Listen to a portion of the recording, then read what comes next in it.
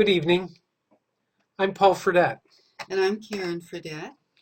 We welcome you and we thank you for joining with us as we continue to reflect on the life and the times of St. Clare of Assisi, a remarkable woman of the 13th century whose courage and tenacity, as well as her compassion and gentleness and tremendous love, serve as a clear model for us in our own day, in the 21st century, as we try to grapple in our own times with living authentically the gospel of Jesus Christ.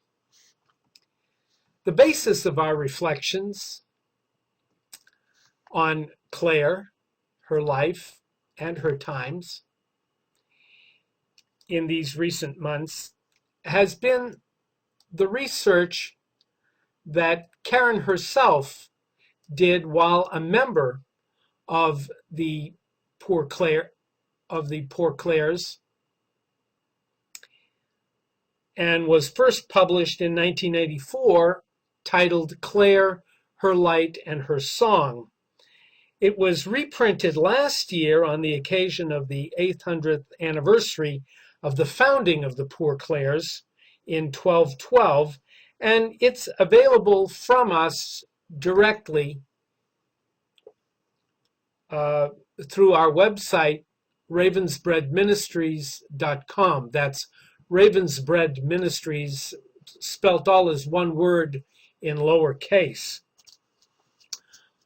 We left off our story last week with one of the most poignant and difficult moments in Clare's life, the death of Francis in October of 1226. From perhaps 1209 on, Francis had been for Clare a deep friend, a soulmate, and her spiritual father, her guide, her mentor. He had been the foundation of her life in Christ, and now he was gone. And by the time of his death in 1226, Francis had come to be revered already in his own life as a saint. 2 years prior to his death, he had received the stigmata, which we discussed last week. He had been so caught up in this vision of the crucified Lord that when he came back to himself out of his ecstasy, he bore on his own body the wounds, the sacred wounds of the crucified Christ. And from that time on, his fame spread throughout the entire region and actually, beyond Italy even. So that by the time he died, he was already revered as a saint. And as life would be, or would have it in those days, his presence, his very presence, and by this I mean whether dead or alive, was considered by many people and was coveted by many as a sign of divine presence, divine protection, if you will, divine blessings. And among those blessings, we have to really, in a sense, be very down to earth. People saw the nearness, the proximity, and the possession of Francis as also providing both popularity and income to whoever had him, so to speak. Again, whether dead or alive. His body itself was precious to them.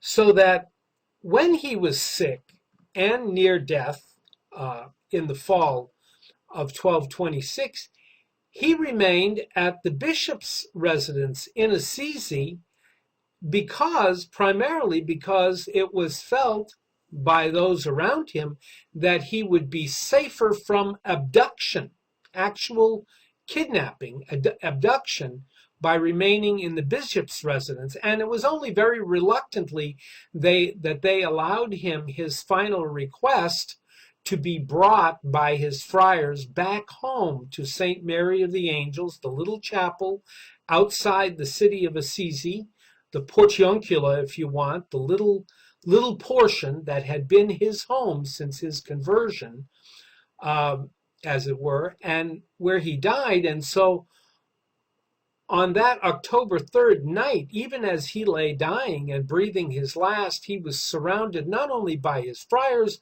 but by armed guards from Assisi, Yes. who were there to see to it that he was not stolen away, especially from the arch rivals of the people of Assisi, the citizens of Assisi, and that would have been people from Perugia, some 12 miles away across the valley of Spoleto, across the Umbrian Valley. I think even some of the pictures will show a few guards or two Mm-hmm. that were painted of his death. So Francis dies and we have one of two of the earliest depictions of this, and these, I believe, Karen, are by Giotto, are they not? Yes, of, and of Francis. They're in the Basilica of St. Francis. Yes. Okay, so these paintings, actual paintings by Giotto, can be seen in the Basilica itself, Yeah. of San Francesco in Assisi today. Yeah, if you look at it, you can even see there's little damage Mm-hmm. to the frescoes. Yes, up in this area here in the upper right-hand corner. Mm-hmm.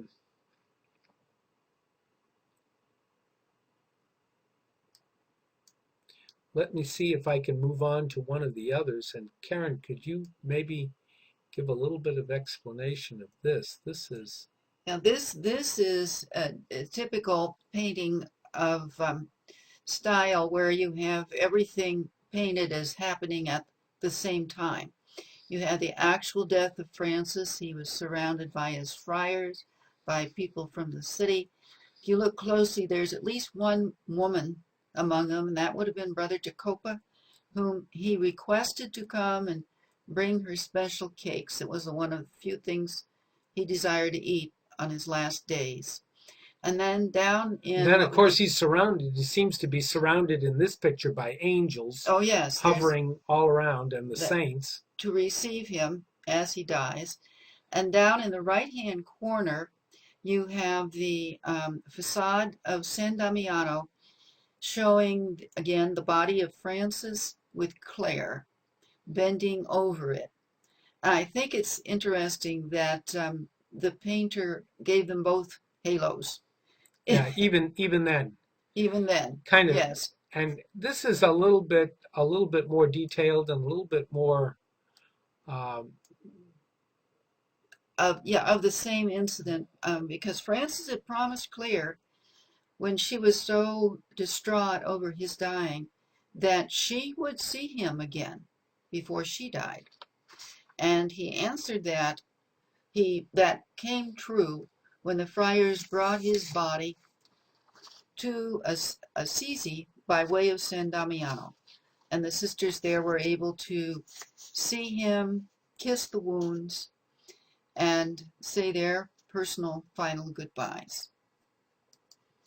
Now, one of the things that happened almost immediately, and it's just one of those things that things begin to unravel, so to speak.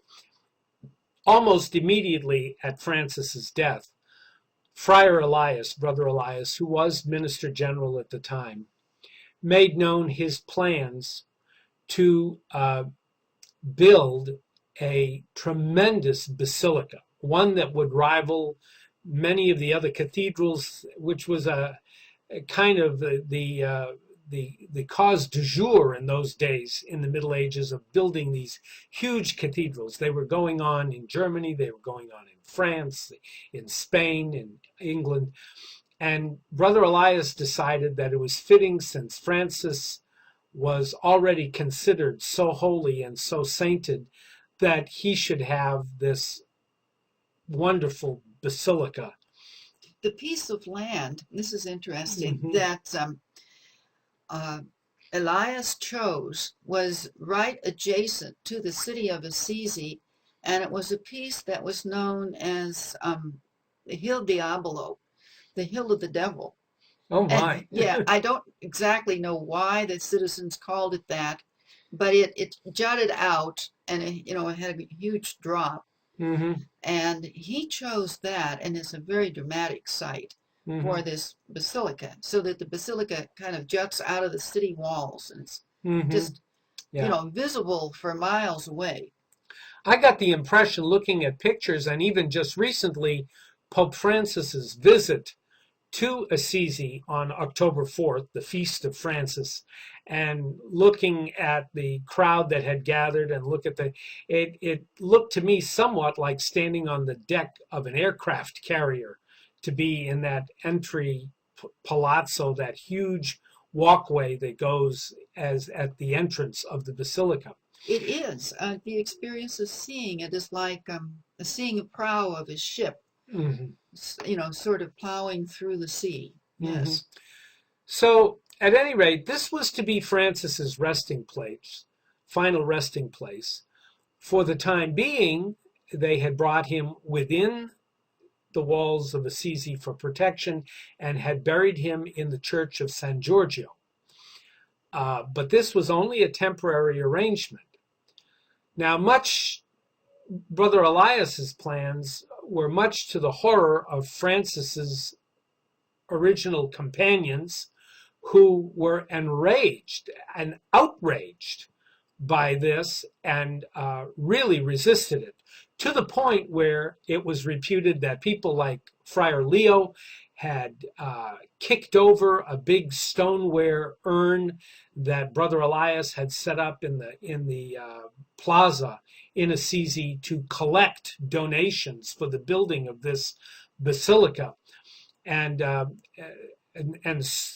so maddened Brother Elias that Brother Elias expelled him from the order, and Brother Leo had to go in hiding. And so did a number of Francis's earliest companions, Rufino and Bernardo, Illuminato, Maceo, Father Sylvester. Um, these people were almost in fear for their lives, because they really thought this was so contrary Yeah. to Francis's spirit that Francis would never rest comfortably there. We don't have any specific words, do we, Karen, or specific statements that have come to us historically from Clare in regard to this building of this basilica, but just knowing who Clare was and how tenaciously she clung to the privilege of absolute poverty, this must have just totally, totally revolted her spirit. I do think it tore at her heart. She tried to comfort the friars. They would make their way to San Damiano when they thought it was safe, and Mm-hmm. they and Clare would talk this over and realize that basically the Pope had given his approval Mm-hmm. for this project, so they were pretty helpless to stop it. Yes, and what in a way certainly did not hinder, in fact, must have really helped Elias's cause, was that the way all of this kind of devolved was the year following Francis's death. Pope Honorius the Fourth, who had been really, when he was elected following the death of Innocent, just meant to be an interim pope, had lasted 10 years, had been an old man to start with. He died. And in only a matter of 24 hours, his successor was elected. And lo and behold, his successor was Cardinal Ugolino, the great friend and protector of the Franciscans, both of the men's order and the poor ladies. This was the great Cardinal Ugolino who was such a dear friend to Clare and to Francis both. He was elected after only one day of deliberations uh, and assumed the papal throne under the name of Gregory the Ninth. And in just 1 year following that, in 1228, so now we have Francis dying in 1226, and in 1228, he's canonized by Gregory the Ninth. Gregory comes to Assisi, and with the papal court and all of the dignitaries and everything else, and proclaims Francis a saint to be worshipped, to be venerated by the entire church. Well, this certainly helped Elias's cause, and by 1230, the lower part, this was envisioned as a two-tier basilica. So the whole lower level of the basilica is completely finished by 1230, which is amazing. Only 4 years after Francis's death. And so on the is it on the occasion of the feast itself? I'm not sure, but we know that Francis was canonized on what was Clare's own 34th birthday, July the 16th in 1228. Yeah. But then in 1230, the basilica is sufficiently complete, at least the bottom level, that Francis's remains are transferred from San Giorgio to the new basilica, the newly finished basilica, and we have this tremendously dramatic incident that takes place. Of course, there are all kinds of fears and excitement and maybe just even a little bit of hysteria about the possibility of Francis's remains being stolen. And so there's a heavily armed guard, there's all the nobility from around, there's many prelates, a lot of churchmen, there's all the people of Assisi that are walking in procession, carrying Francis's coffin from San Giorgio. And before they can even reach the church, a close phalanx of armed men descends upon the procession and steals the coffin, takes the coffin away from those who are carrying it, and makes off with the coffin.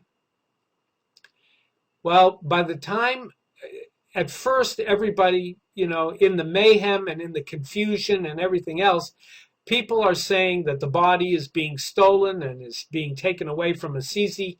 And of course, what nobody in the moment realizes that this was a carefully orchestrated event by Friar Elias himself, who had engineered this body snatching, so to speak.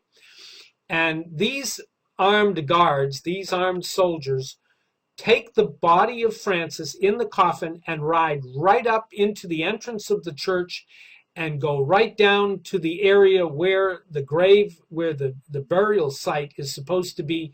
And there, in a very deep place, they lower Francis's coffin and then on top of it place a 200-pound block of stone, and over that, a nearly the same amount of weight iron grill, before sealing it over with the marble stones that form the actual floor of the basilica. And this way, by the time that everybody reaches the basilica for the ceremony of the burial, the interment, if you wish, the exact site, the exact place where the grave is nowhere to be seen. That's right. This was Elias' plan, and so few people actually knew where it was that eventually nobody was really certain. And it was 600 years later, in the 1800s, where they undertook excavations and recovered the body of Francis. And they built a very beautiful, meaningful tomb around it. Would you Mm-hmm. like to show them the picture of what they now have on it? Yes. Let's see if we can get to that. And Karen, maybe you can do a little bit of the descriptive part of this. Mm-hmm. This is the actual present day under the floor of the lower basilica. This is the actual tomb of Francis Yeah, as it looks, as it appears today. yeah, this is a crypt. So there's actually a third level now in the basilica, and that's the crypt. You go down these broad marble steps, and there's this alcove, and there's an altar, as you can see, and above the altar there is a coffin within the a very artistic coffin which holds the coffin of Francis. And what I love is that there are four of his nearest friars are buried in the wall in niches around him. Among them I know are Rufino and Leo and Maceo, and I'm not sure who the Illuminata might have or been Bernardo. one of those. Mm-hmm. And Rufino is Claire's cousin, Mm. so Francis is buried with his closest companions around him. And it's a very, very prayerful spot. You can't see, but if you were standing further back than this picture, there's a row of pews.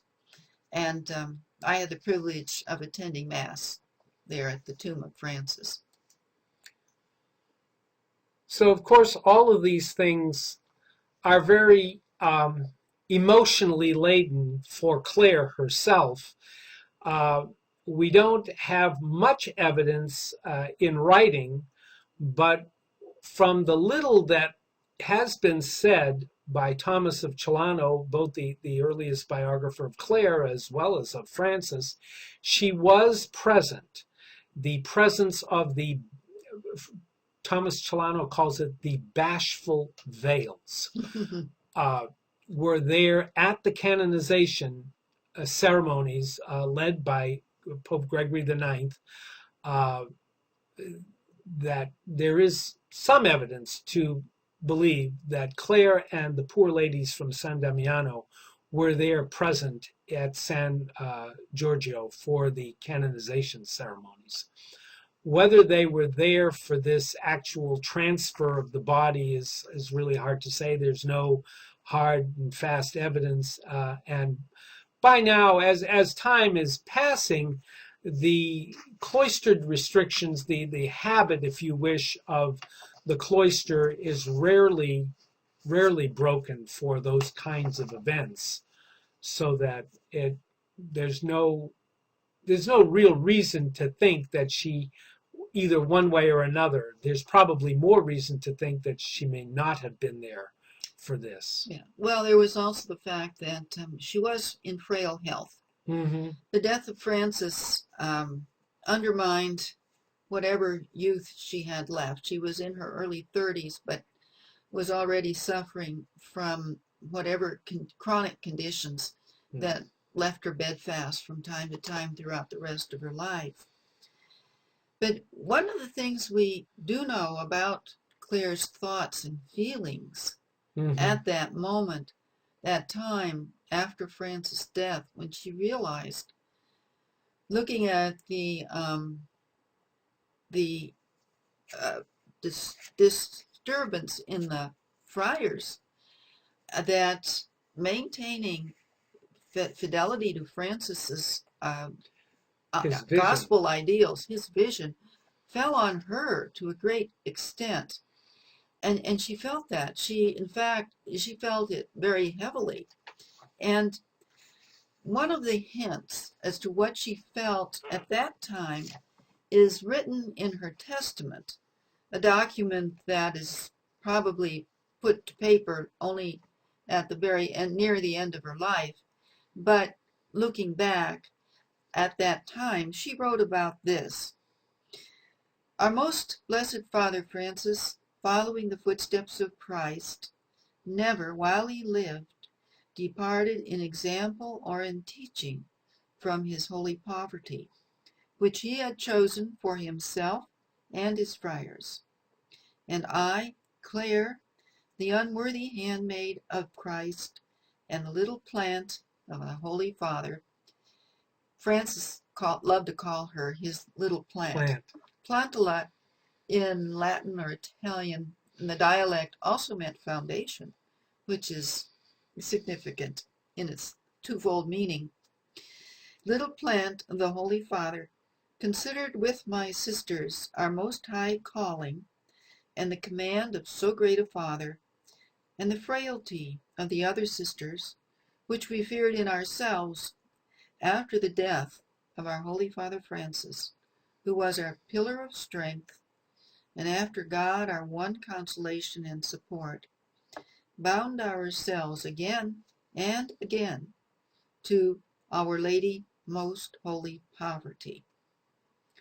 So she'd heard Francis' final admonition to the friars and had taken it to heart. He had said, I have done what it was mine to do. May Christ teach you what is yours. And Clare realized that that laid the burden squarely on her shoulders. And I can picture her kneeling in front of the crucifix in San Damiano, tears on her face, her chin firm, her head high. She feels as if half her soul has been riven from her. But what remains on this earth has work to do. And she gave herself over to consoling the friars, modeling the dedication to the gospel and the gospel poverty. The friars would come to her sometimes in the dark of night, I understand. So she had almost 30 years yet to watch over the growth of the order. Mm-hmm. She was the mother. San Damiano was the hearth where all the friars would go to be rekindled, to have the first light of Francis brightened for them, clarified by Clare for them over and over again. Francis's admonition is, in a sense, it's good to repeat that again. I have done what was mine to do. Now may Christ teach you what is yours to do. Another reason why we're taking this time to talk about Clare, because this is so much, those words ring down in history. Ours is not to slavishly imitate the actual actions, if you will, of Clare or of Francis, repeat in a sense of mimic that kind of thing. Ours is to, from them, take the same task in our own day and do what is ours to do today. And what they did not only profoundly changed their own lives, it changed the lives of everyone around them, and it had immense consequences for the world. Immense consequence. Here's Clare and Francis in relatively, Assisi is not a huge metropolitan center. It was a small city-state at the time, and yeah, it has its own relative importance, but not like Rome or Paris or Venice or any of those cities. And San Damiano, well, my goodness, you can't get anything more inconsequential than this roadside, dusty little convent that looks run down. It's in a whole lot better shape today than it was during the days when Clare was there.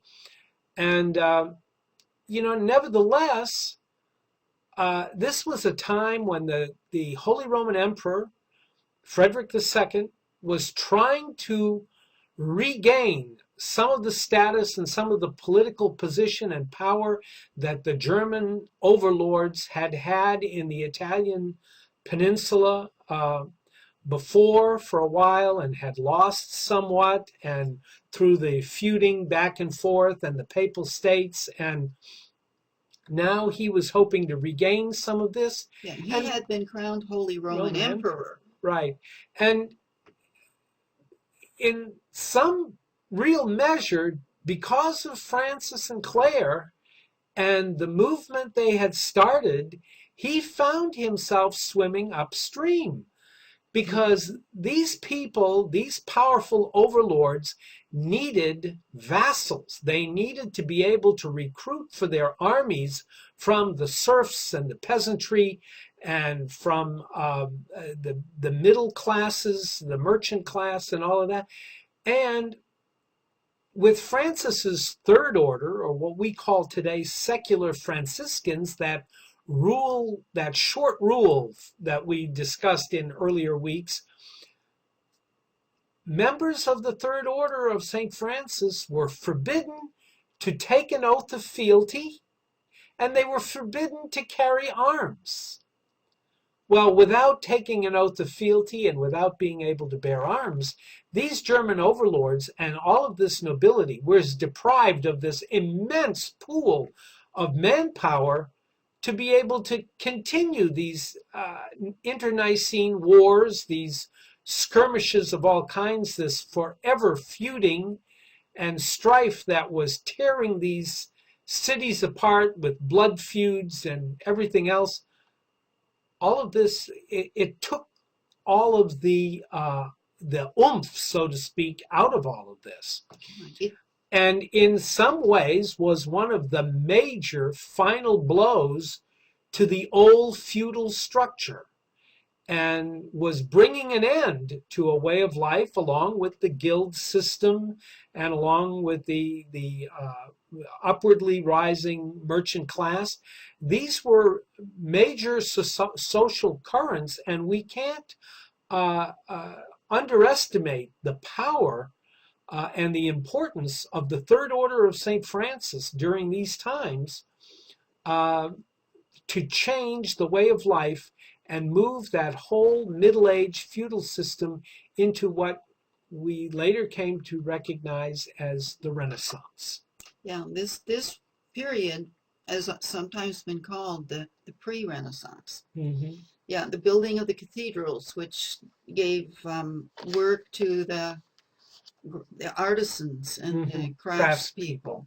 It was a fascinating time to live, and this was all ushered in by this little man Francis. Right. And Clare, she had a very close relationship with a lot of important people, one of whom, of course, was Pope Gregory, who loved her very, very deeply. He had a real affection for Clare. It comes out in a lot of his correspondence with her and in his personal visits. Yeah, he would visit whenever he was able, and he had been a very astute guide to both Francis and Clare at various times when it was needful. And we have a couple letters that are still extant that Gregory wrote to Clare. One of them was written while he was still Cardinal Ugolino, and he's remembering, he says, I have been saddened ever since I had to leave you after spending that glorious period of Easter with you and your sisters, and I have just been weeping and unable to stop. This is medieval Italian hyperbole, I think. But, it was just a very warm, loving letter. And after he was elected Pope, of course, he had a lot more responsibilities, but he did not forget Clare. And he sent her a letter, quite possibly in response to a note of congratulations that Clare probably sent to him. Mm-hmm. Maybe it was a note of sympathy for carrying the burden of the papacy. But he wrote to her, and in those days, remember, there was no postal system. Letters were passed, they were carried throughout the world by couriers. Or if the friars were going somewhere, they would carry the letters that Clare was writing to the other monasteries of the poor ladies. The friars would take them when they were going that way, whatever direction the letter needed to go. But the relationship with Clare and Gregory is something that's worth studying. Gregory wrote to Clare, and this time he was writing as the Holy Father, as the Pope, and it's a more formal letter. It's still very loving and very warm, but it reminded me of what happened very recently, this past October 4th, in Assisi, when our present Holy Father Francis visited the poor Clares at the Basilica of Santa Chiara, where the body of Clare is, and he went in to visit with them, and he had his court of eight, the 8 cardinals that he had traveled with him to Assisi for the feast day of Francis and his own feast day. But part of the day was spent with the poor Clares, and when he went in there, he said, I had hoped this meeting would be like the ones that we've had before at Castel Gandolfo, alone with you. But I have to confess, I don't have the courage to send the cardinals away. So let us all remain together. So he goes on to give them a little fervorino, you would call it, of what it's like to be. We assume that when you become a nun, you were rather isolated, alone with God, is an ascetic, penitential life. But our Holy Father Francis today says, no, that is not the path of a Christian, of a Catholic nun. What happens is contrary to what we might imagine. When you follow the contemplation of Jesus Christ, the path of prayer and penance, you become more greatly human. Cloistered nuns, he said, are called upon to have great humanity, a humanity like that of Mother Church, to be human, to understand all aspects of life, to be able to understand human problems, to know how to forgive, and to pray to the Lord for others. And he said, he says, and this is your path too, not too spiritual. When the nuns are too spiritual, I think of the foundress of the monasteries of your rivals, and he was talking about the Carmelites, St. Teresa, who, for example, when one of her nuns came to her to speak about problems that were distressing her, Teresa said to the cook, give her a steak. That is what she needed to build up herself physically. And this is what our Holy Father is saying to us, to the poor Clares today, the humanity of Jesus Christ. Because the Word became flesh, God became flesh for us. And this gives you a great human, beautiful and mature holiness, the holiness of a mother. And this is what the Church wants you to be, mothers, to give life. And this is exactly what Clare was doing. Mm-hmm. She was giving life to all and sundry, but particularly mothering the life of the friars. Mm-hmm. Yeah, go on, honey. Well, I was going to say, and Clare really, motherhood at this time meant allowing your children, so to speak, to grow. And the monasteries of Poor Ladies were growing at a very rapid, astonishingly rapid growth for these monasteries. And while San Damiano, where Clare was, served as the model, if you will, the prototype, Clare herself did not exercise jurisdiction. She had no authority over these other monasteries of poor ladies. She would send sisters like Agnes, her own natural sister, had been sent to the monastery, to the house at Monticelli, and later to Verona. And she sent some of the other sisters to Venice and to Padua and other places in order to help them to organize themselves and pattern themselves after San Damiano, and to explain to them and guide them in their beginnings and kind of establish them. But that was as far as it went. We And have to remember one of the difficulties was that the rule that she had been given did not reflect the real life at San Damiano. So she couldn't send them a piece of paper and say, follow this. She No, had to send her own sisters to instruct the right. others. And also at this time, another factor that, or something else that has to be factored in, is that while Clare's own way of life, her way of life and the way of life of her sisters right there at San Damiano, enjoyed that privilege of absolute poverty, and it was exempt. It was referred to as the Damianites. It was a special exemption, so to speak, whereas many of the other monasteries followed the rule of the poor ladies that had been given them by then Cardinal Ugolino, now Pope Gregory IX. But it was only a few of the other monasteries who were granted the privilege of following the way of life of the Damianites, those who were at San Damiano. And others had to follow this other rule. So Clare watched from afar and prayed. And by 1228, there were foundations of the poor ladies that were in France. As early as 1218, there were at least two in Spain, in Burgos and Salamanca. There were foundations in Moravia, in Croatia, in Germany, in Sweden, in Denmark, in Silesia, in Switzerland. It was amazing, the growth.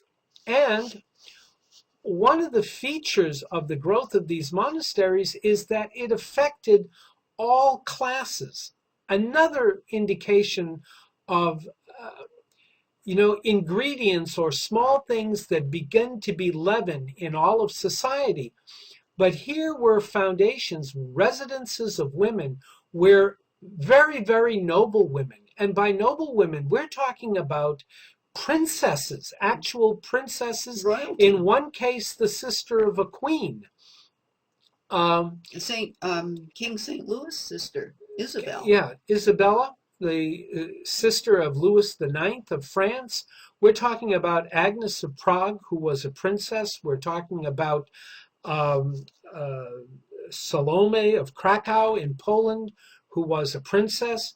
These are all noble women who are mixing with the daughters of serfs and peasantry and craftspeople, and behaving as a family, joining together in one community as a family. It's breaking down some of the social barriers. It's one of those first small things that becomes, one of the seeds of democratization in Europe. And we're talking about the High Middle Ages here. Yes. So this is an amazing thing and Clare is in touch with many of these houses. We're given to understand by Thomas of Celano and some of the other writings of the time that attest to the fact that Clare is in touch with these other people through her writings. And Karen's going to mention that she was an excellent letter writer. However, we really don't have much that survives of her letters except the 4 to St. Agnes of Prague and one other, Yeah, and right, there was another one to Ermentrude of Bruges. in In France. I guess that's where Yeah, Bruges is, and or there's Belgium. that. Bruges would Yes, have been in I Belgium. think so. But you could tell there was a difference. We will look at these later on, but it was interesting. Um, the difference in tone. The one she wrote to Agnes, what the letters Agnes wrote to her are not extant, but they must have been very open and warm, because Claire's letters to her are very open and warm and loving. The one she writes to Ermentrude is caring, but it's a little more formal. But I wanted to say a little bit more about her relationship with Pope Gregory. She she got him to do a few things that he really didn't want to do. For one thing, he was really concerned about them, and he saw the poverty they were living in, and he wanted to give them some property so he could be sure that their needs would be met.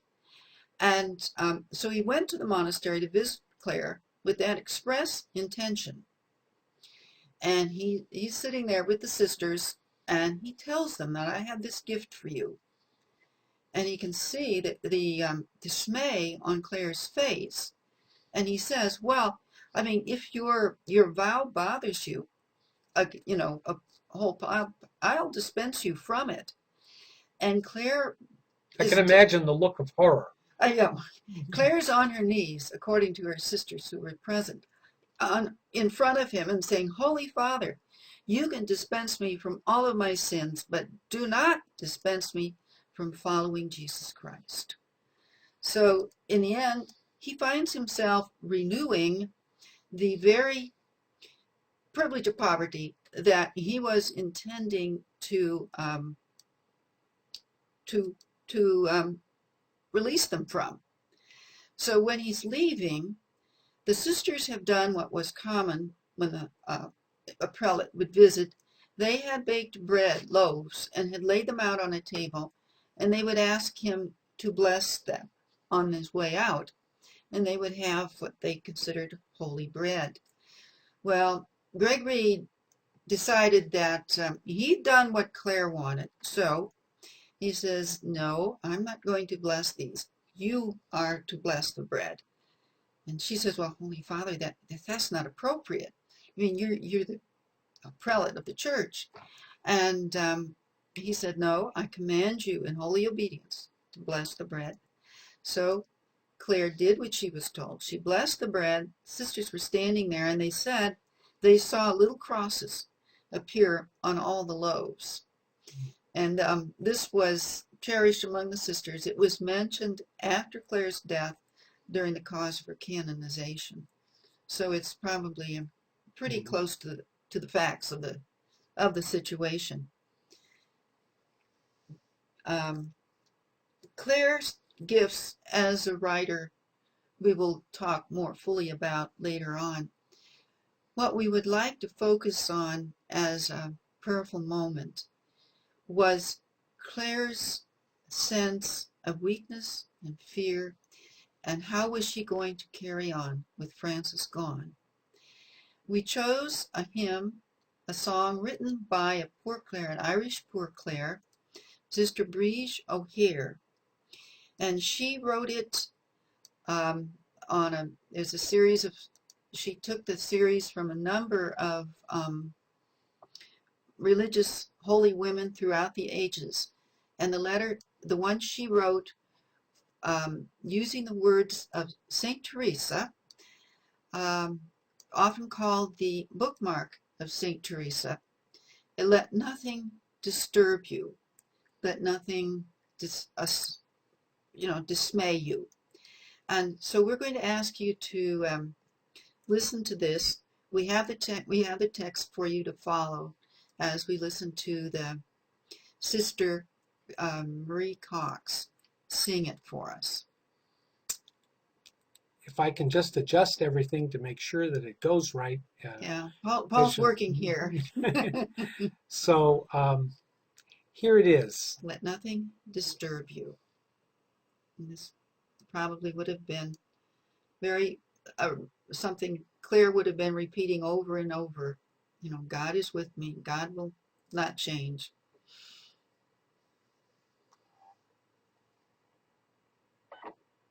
Let nothing disturb you or take away your peace. Make your home in God. Let nothing alarm you or hold your heart in fear. Know that all things fade away.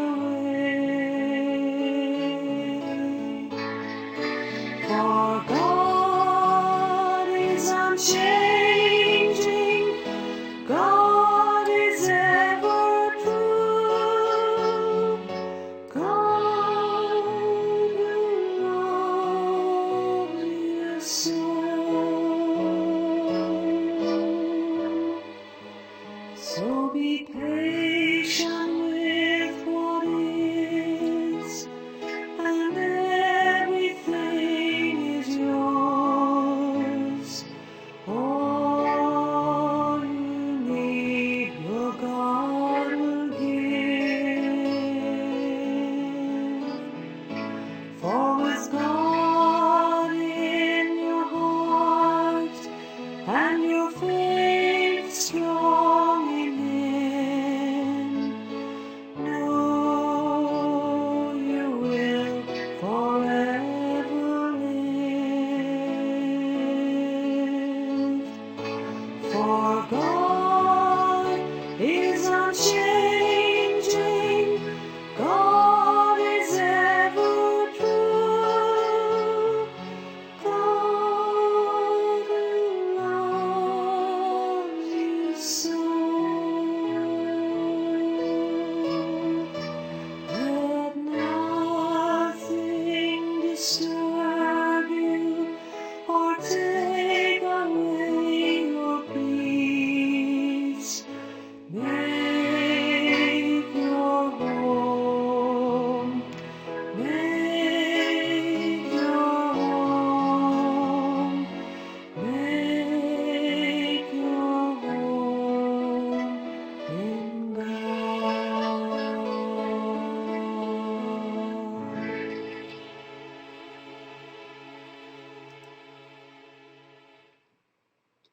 I'm sure that was Clare's word to her own sisters many times. Let nothing disturb you. Make your home in God. It's a beautiful, and in the times that they were living in, it was really essential for them to adopt that kind of attitude. And in large measure, it's the same for us in our own day, that we let nothing disturb our relationship with God. That kind of inner awareness, inner presence to the presence of God is something that every religious solitary, every hermit, certainly every poor Clare strives for, and we would do well to look at more closely in our own day that is so filled with disturbing things all around us. Living in anxiety seems to be A mark of our a age. mark of our age. Yes, anti-anxiety things are abound, and our goal here is to keep ourselves in peace, so that we can pass that peace and be a source of peace to others. We want to thank you for being with us again this evening. We want to thank especially Brother Sean Bradley and the interfaith community of Franciscans who first invited us to share in these weekly broadcasts on the Doves for Peace channel. We remain very grateful. It's been our privilege and our pleasure to have been with you these last, I guess it's like 8 months now. So Yes. As always, we want to conclude our time together by asking God's blessing on all of us here and on you, the viewers, and all those who share in the ministry of the Interfaith Franciscans, by praying the blessing of Clare of Assisi herself. May the Lord bless you and keep you. May he show his face to you and be merciful to you. May the Lord turn his countenance to you and give you peace. May the Lord be with you always. And wherever you are, may you be with him always.